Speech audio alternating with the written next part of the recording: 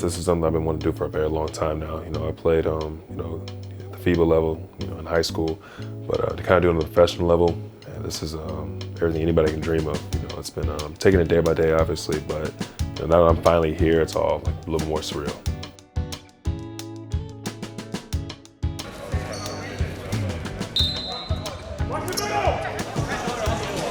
Oh, we gotta go inside of there. All right, there's one. Yes. Good work, y'all. Yes. Good work, good work. Well, I have a personal chef just because, my first couple years in the league, kind of was just doing my own thing, was kind of eating out like every other night, and my third year in the league, it really started to affect me, and affect me on the floor, and I was sluggish, tired all the time. I was getting injured more often, and once I made the switch to my chef in the summertime, my last season, my fourth year, I just felt, a million times better on the floor, and I was able to go, most of the season. It's a long season, 82 games. I could play like, 72, 76 between that area of games, so it was a lot better. Real name is Vertima Dumas. She goes by Chef V. I know her as Chef V, and she's a world-renowned chef, man. She's worked all over the world, really. She's never really worked with a professional athlete per se, but she's worked with teams and a lot of people that come into her facilities back in Fort Worth. When we're on the road, I usually source at a local gourmet store, like a Whole Foods if it's in your area, or Central Market, depending on what you got going on. And the fresher the better. If I have time, sometimes I'll call ahead and see who the local farmer is. Sometimes I can get some produce, or I can get some freshly ground meats, those kinds of things. It's always good to try to get as fresh as ingredients as you can. And I try to stay local, whatever that means for whatever area we're gonna be working in. So this is my house blend, and this goes across all flavor profiles. I mean, it's absolutely amazing. Commitment on her part was huge. Just someone I knew was gonna be committed to me and just me, and not have any other outside obligations. Day in and day out. Just tracking, what goes in my body, what goes out of it, and just that commitment. That's huge. Someone I knew who was gonna be, for me and for me at all times. And based on my measurements here, the scoop is the exact amount, and I already know how many meatballs to give him for his diet to keep track of his calories. I use a custom tool to track his daily intake. That's everything. Anything he eats, I track it. And that's important because we have to maintain a certain weight and a certain body fat. And if we're not feeding him correctly, it could throw everything off. So I'm very aware of what and how much I need to portion for him. This summer in particular, I really had to be mindful of what I was putting in my body because, I'm contractually obligated to maintain around 10.5 body fat. And anything above that, it's kind of like I guess you would say a strike, and being able to maintain that body weight, it takes a lot of patience, and you got to really know what you're doing. You got to put the right things in your body at all times. So body fat's another thing that I got to try and keep down as well. In the summertime, I got to check in twice, and it's within a week period. I'll probably go on a Monday, try and weigh in on a Friday. If I can hit that goal between Monday, Tuesday, weigh in whatever, but I had to come in twice. And during the season, I have to do it 4 times, I believe. And one's at the beginning of the season, and it's all kind of implemented throughout the season. It was four separate times. No, I'm mindful of it, but at the same time, Chef E knows what she's doing. So as long as I stick to her plan, stick to her script, I don't have nothing to worry about. So Myles does not really care for bell peppers and onions. It's more of a textural thing. It's not anything that he's allergic to. So you know how you were a child, your mom would hide vegetables into different dishes. So my secret ingredient and my weapon to get those flavors built out that he loves is I saute off my veggies and put a little coconut oil in here. Just a little bit.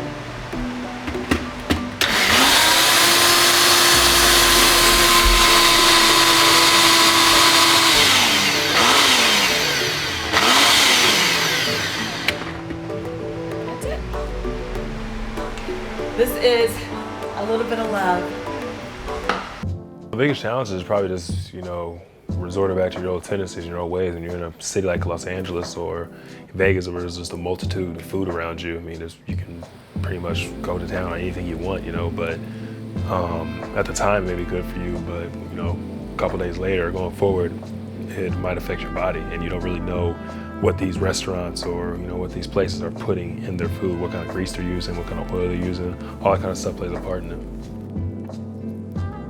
It's always fun to find, you know, take that healthy, take a fattening recipe or a bad or guilty pleasure and making it fun and interesting, and he can eat it and be a part of his diet, especially if it's something that he can't have.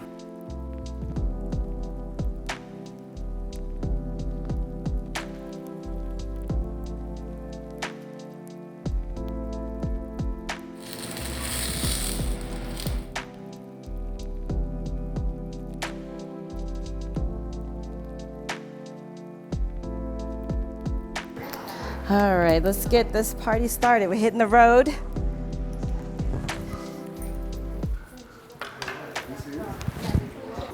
Okay.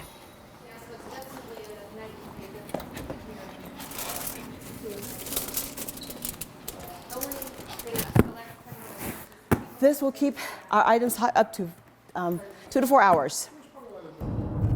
Logistically, location, making sure that you're close enough to your client to get them the food and not get caught in an issue with traffic. Also sourcing, if you don't get into town early enough to find out where those places are going to be, you can find yourself shopping in a situation that quite frankly is not a good fit for your meal plan. Temperature control is major, timing is major, and having what you need from spices to your equipment. You know, a lot of the equipment that we have to keep things at the proper temperature is not readily easily to travel with. You know, you can't have the hot boxes with you. So it's finding those local restaurant depots or whatever to go and get what you need. Okay, first order of business is just getting a clean area. Also, this will go undisturbed until actually he sits down so I can maintain my heat control. And I'll wash up and get ready to plate up everything. So that's kind of how we run our system.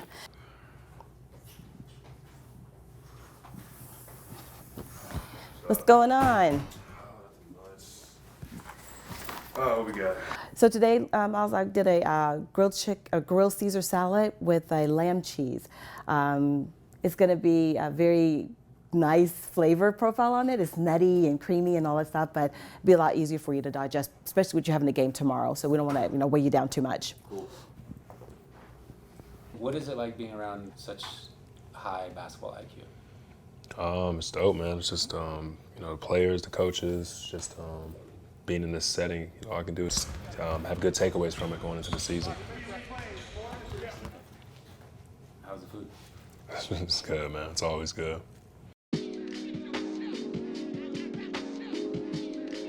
Never been to Australia before. I've always heard about it, and I've always seen pictures here and there, and just it's just the complete other side of the world. I think I'm just looking forward to the travel, just being able to go around and see a different part of the world, see different culture, and just kind of be immersed in it.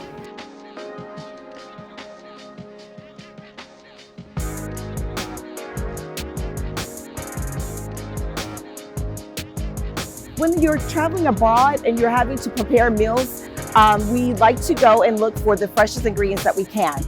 So that's one of the benefits of being abroad, is that we can go and locally source our foods. We can talk to the actual farmers, which is really exciting to do in all markets.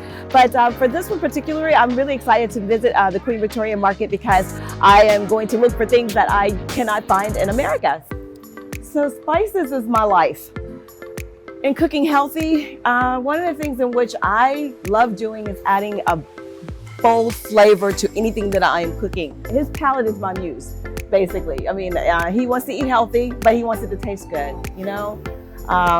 In fact, he loves macaroni and cheese, and I used the nutritional yeast one day and made him that, and he was eating, he goes, "How am I able to eat this and not be so bad?" I said, "Well, you cut back on the ingredients that goes in there." So we use nutritional yeast as a base for the flavor, And I use like vegan cheeses, vegan butter, just kind of cut the calories, take some of that dairy out of it.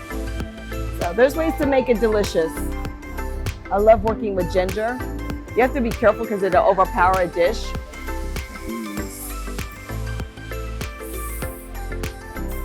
I don't know what this is. Maybe like a turnip. I bet this is a turnip. Oh, some kind of radish or something. It could be delicious as a little slaw. Well, it's a beautiful day in Melbourne and the fans are streaming into Marvel Stadium in the thousands. And why wouldn't they be, Corey? It's going to be another ripper game tonight. Listen, I'm excited to be here. Let's just get to it. Game 2, Boomers, Team USA. What more do we need? Super passionate, super prideful. You know, I feel like in America, like, you know, playing in the NBA, and you have your teams, your respective cities, fan bases, but I feel like Australia as a whole, they all kind of like come together and whatnot, especially that game and the stadium we were in, just the environment we were in it was different. But I think it's just like a lot more passionate.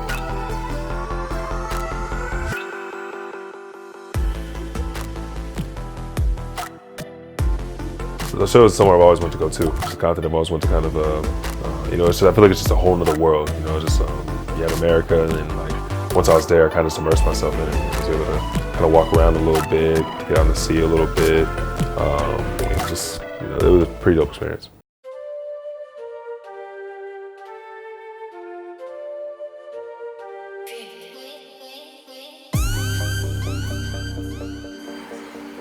My first time here in China, you know, it's something that, you know, a lot of guys in the league, they do every summer, every year.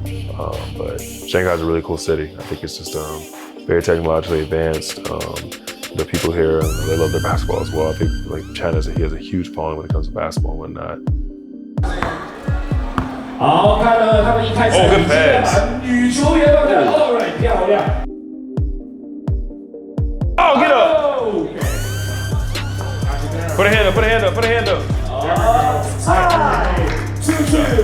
Be able to kind of walk around the city, shop a little bit, so it was cool to kind of see all these distinctive cultures. I just didn't realize how many people were here. I think it was like, you know, here in Shanghai itself, it's like 24 million people or something like that. And you know, you hear that number, it obviously sounds like a lot, but once you're here in it, like just the traffic, the foot traffic, just the people, like it's just like a very much like faster paced New York. You know, it's kind of cool. You know, I don't like being under the radar. You know, if people decide to follow me, then like that's big. You know, I'm gonna be myself at all times. But at the same time, like I don't have like a burning desire just to, I guess, be famous. You know, I kind of just want to play basketball and just have fun with it. You know,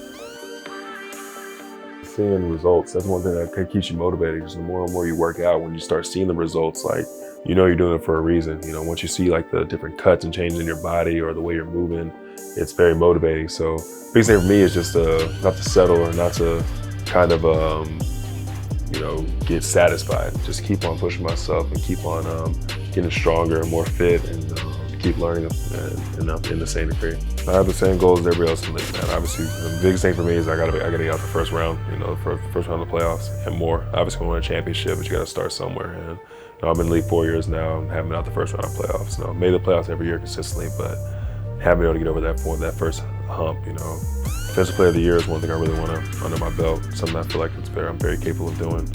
You know, All-Star. Everybody wants to be an All-Star, but I think the biggest thing for me is Defensive Player of the Year, getting out the first round.